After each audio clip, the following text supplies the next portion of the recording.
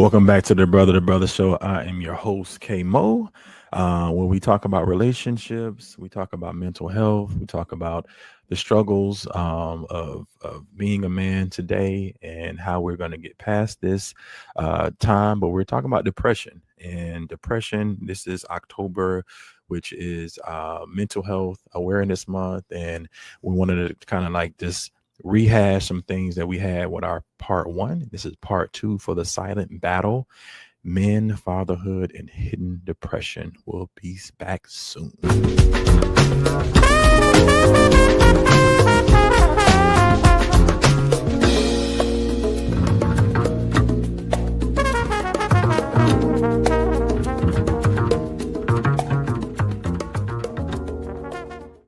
Welcome back to the Brother Show. I'm your host, K Mo. Again, we are talking about the silent battle between men, fatherhood, and hidden depression.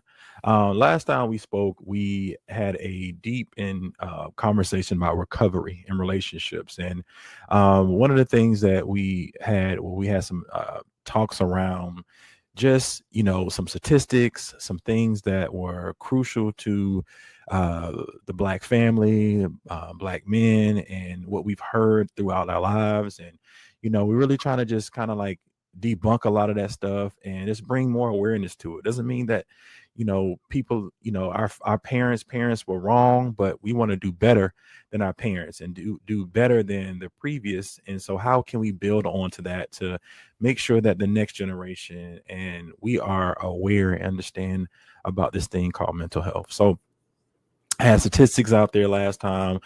I had a guest that we were listening to and doing a reaction to. So, excuse me. And we talked about like just fatherhood and what that looks like for a lot of men who are trying to get over a certain thing, or if they're battling things that they don't know how to get out of, or they can't even see the light in the midst of the struggle or the tunnel.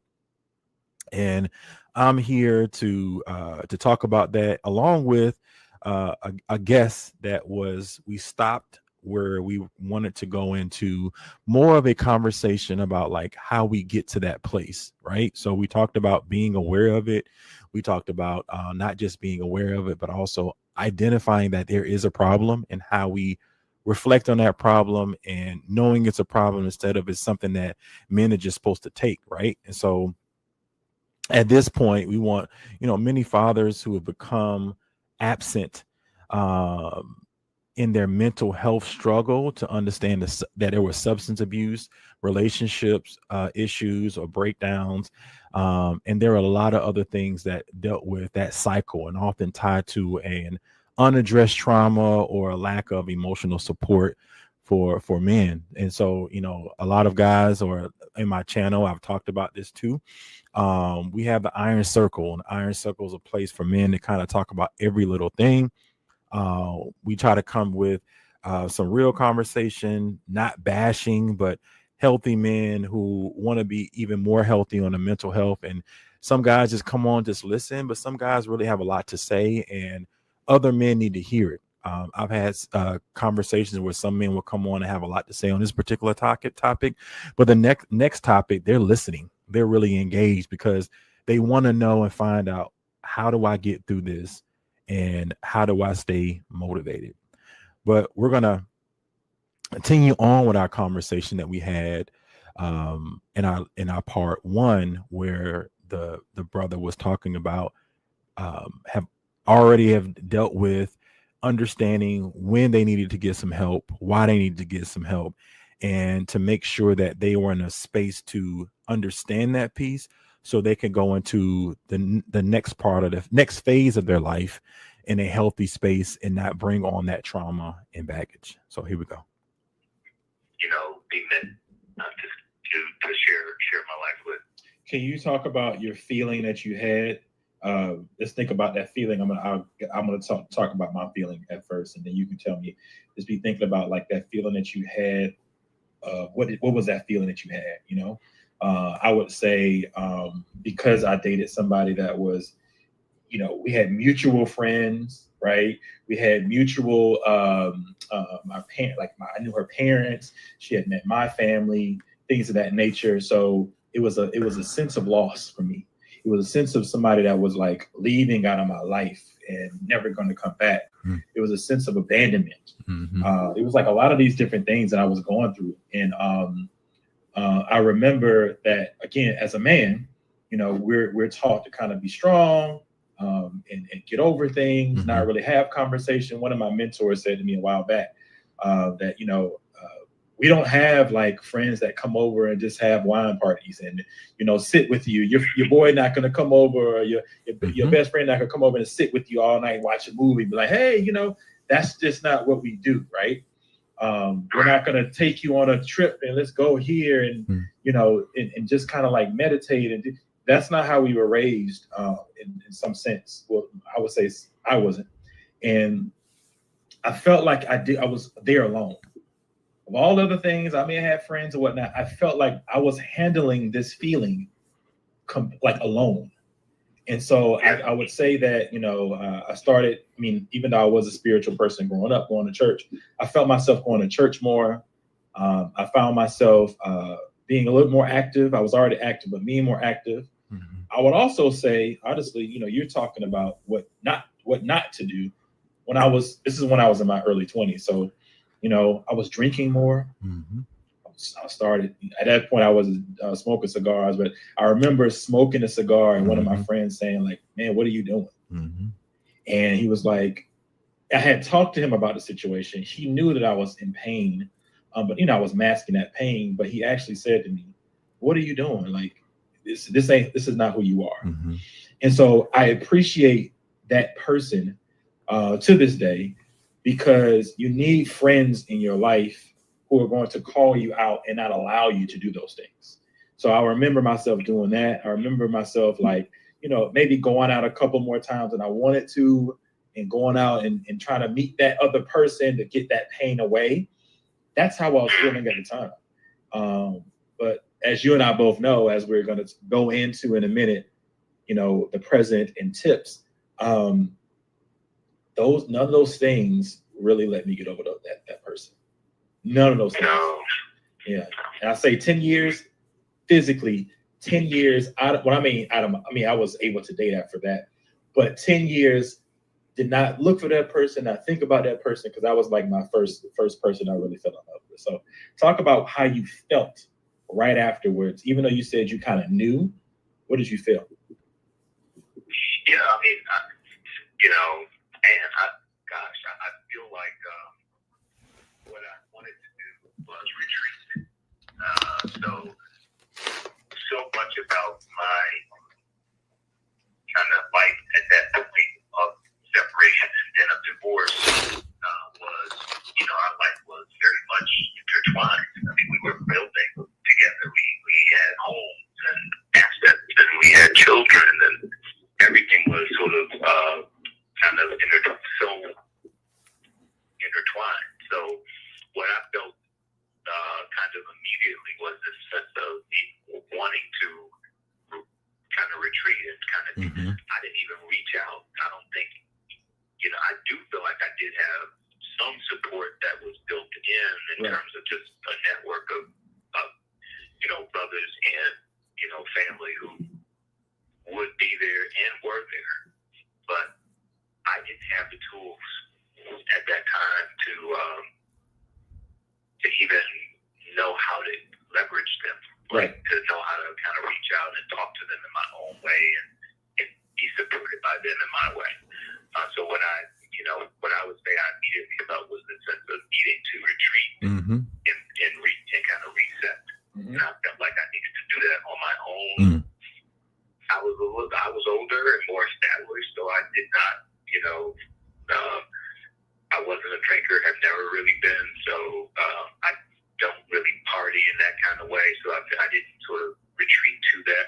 What I retreated to, which is just as bad, is kind of being alone and just sort of setting myself apart, right, from really everybody, right, which is completely not healthy. It's the exact wrong thing to do. I know we're going to talk about other things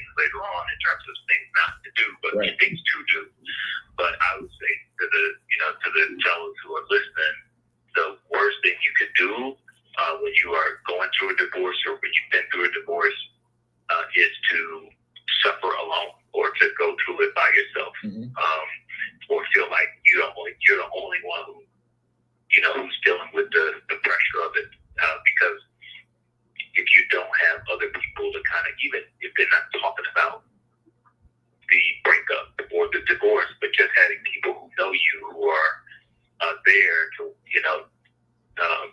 to watch the game or to, work out or do whatever, you will go to a dark place. And I'm glad he said that, going to a very dark place. And I know this for sure, man. Like, at this time, people are losing their jobs, people are in bad places. And the reason why I'm very thankful to be in a place that I'm at, and I try not to look at the negative. I try to always look at the positive in things, even though, I'm human. And so I might say things about it, but in the back of my mind, I'm always like, thank you, because, from a spiritual standpoint, I know God has always brought us out of certain situations, and especially myself. And so, that cycle of absence that I mentioned before, that cycle of many men just, facing addictions, traumas, depression, falling into that place, that's a very hard place to be in, because you may say it to a friend, you may say even to a woman friend, but over time you can't say it as much as the opposite sex. And so I've been there. I know guys that have been there as well, and who try to fight it by themselves, but unfortunately it takes them longer to kind of get out of it. And some people aren't I think, guys, even if you hear it and you have, like, again, having the circle, I think we have to redefine what strength is, fellas. Real strength isn't in suppression, is in vulnerability and connection with other guys who walk that same line as you. And when we share those type of stories or join circles and transformational isolation into brotherhood and the healing, it comes out later on in a better way, and we know how to handle those situations. So I think it's so important for you to find those circles. If you don't have a circle, Iron Circle will be just for you. I try to make sure that I listen, I get feedback from guys over that time, so that they can feel like they're empowered and they can come and talk. It's a free thing that we've been doing, and something that it's pushed me to also commit to doing so once a month. So the isolation, falling into what the world has, which can be women, which could be drinking, which could be a lot of other things, but those are addictions, and those are the things that you don't want to kind of follow into. So keep on going. And it'll take you much longer to come out of that place if you just don't have anybody. Right. So, just in terms of feelings, the sense of wanting to retreat, the sense of fear that I had lost, not just my kind of lifestyle, but lost friends and kind of lost network. Right. And fear that I wouldn't be able to find happiness. Right. Anymore. Not in the way that I defined it. Right. Because I was losing not just my former wife, but I was also losing my children in a way that I had grown to interact with them and love them. So, just a lot of those kinds of feelings, anxiety around that, fear around. And the crazy thing about that is, for me at least, the other aspect of my life, sort of my professional life, actually started springboarding at the same time. So while I was personally going through this sort of traumatic phase in my life, this traumatic chapter personally, professionally, I was on like this sort of fast track. So it was a recipe for me for disaster, if you will, because I could not even focus on the personal and really lean all the way into professional did not help me because it didn't give me the space that I needed to kind of focus on my personal, personal evolution as well. And I think a lot of people do that. So to that, he's doing much better now. This was a couple years ago, guys, but it still speaks to and speaks home to what a lot of guys are going through, or who suffer in silence. But a lot of times I would see women do this a lot. Instead of facing the issue itself, they dive into the professional so much that it kind of becomes their relationship, and then they regret it. They won't say that they regret it, but they regret it. And so some of those things that they may have missed out on, they kind of go back to that. So but guys, I know that that's what we do as well. We stay to work longer. You don't want to come home. You don't want to really wrestle with the situation. And I'm not saying that anybody's perfect. There's no real answer to that, except for finding other guys who've gone through similar situations or gone through that type of depression, but making sure that before you jump into that too much, is to find that purpose in the pain. And now we're going to talk about what that means in 1 second, but that's the word I want to listen to, is the purpose in the pain. Yeah, that's real good, man. Thanks for sharing the feeling that you had, because I know you actually were talking to me. It's funny because I actually had that feeling. I wouldn't say I went to a completely dark place, but I think I almost was at that dark place, because it was almost to a place where I felt like I was almost depressed. And so I had some friends who kind of like caught me before I got there. So I thank God for those people. And I'll say that to them, and I've said it to them, and I really appreciate having a spiritual connection, because I think that sometimes you need somebody to catch you before you catch, because sometimes you can't catch yourself.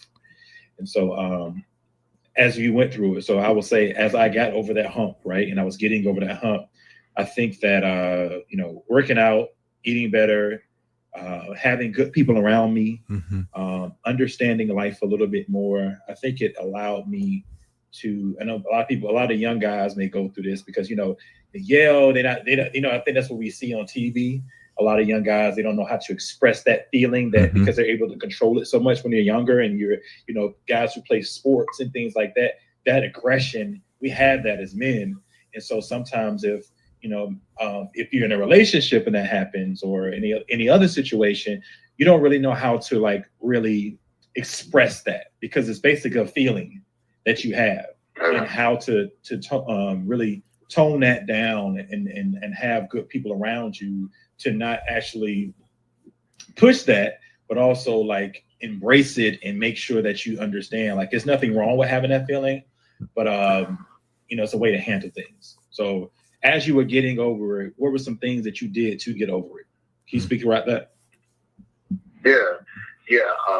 Well, let me say first, man, I so appreciate that you are, using your time and talent to sort of bring this message to men. I mean, I feel like the more of these forums, the more of these tools that are out there where men are talking honestly about their story and their experience, the better, bro. Like, and you said it at the beginning, like